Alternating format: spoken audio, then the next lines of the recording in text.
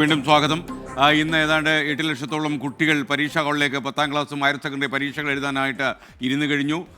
അതുപോലെ ഈ വെള്ളിമാട് കുന്നിലെ ജുവനൽ ഹോമിലും പ്രതികളും പരീക്ഷയ്ക്ക് ഇരുന്ന് കഴിഞ്ഞു എന്നാണ് ഞാൻ മനസ്സിലാക്കുന്നത്. DO അബ്ദുൽ അസീസ് അവിടെ പരീക്ഷാ കേന്ദ്രത്തിലുണ്ട്.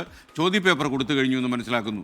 4,77,021 വിദ്യാർത്ഥികൾ പരീക്ഷ എഴുതുന്നുണ്ട്. SLC മലപ്പുറം മക്കരപ്പറമ്പ് GH സ്കൂളിൽ ബിപിൻ സി വിജയനുണ്ട്.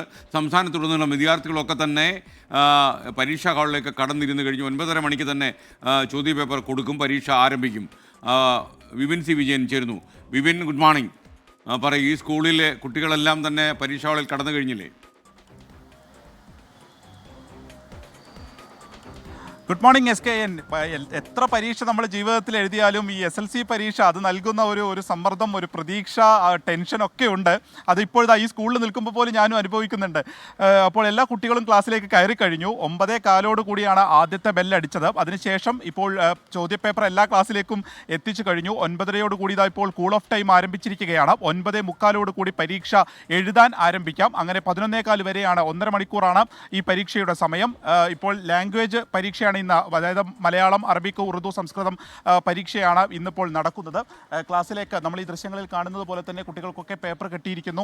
അതിൻ്റെ ആദ്യ നടപടി, അതായത് ഹാൾ ടിക്കറ്റൊക്കെ നൽകുന്നതും അതിൻ്റെ ആദ്യ നടപടികളിലേക്ക് സ്കൂളിൽ കടന്നിരിക്കുന്നു. കേരളത്തിൽ തന്നെ ഏറ്റവും കൂടുതൽ കുട്ടികൾ പരീക്ഷ എഴുതുന്നത് മലപ്പുറത്താണ്. ഞാനിപ്പോൾ ഈ നിൽക്കുന്നത് മക്കരപ്പറമ്പ് GVHSS എന്നുള്ള സ്കൂളിലാണ്. ഇവിടെ 499 കുട്ടികളാണ് എഴുതുന്നത്. മലപ്പുറത്ത് തന്നെയാണ് ഏറ്റവും കൂടുതൽ കുട്ടികൾ പരീക്ഷ എഴുതുന്ന സ്കൂളുമുള്ളത്. അത് എടരിക്കോട് സ്കൂളിലാണ്. എടരിക്കോട് സ്കൂളിൽ ഏകദേശം 2017 കുട്ടികൾ ഇന്ന് ഈ SLC പരീക്ഷ എഴുതുന്നുണ്ട്. അപ്പോൾ പരീക്ഷ എഴുതുന്ന എല്ലാ കുട്ടികൾക്കും വിജയാശംസകൾ 24 നേരുകയാണ്.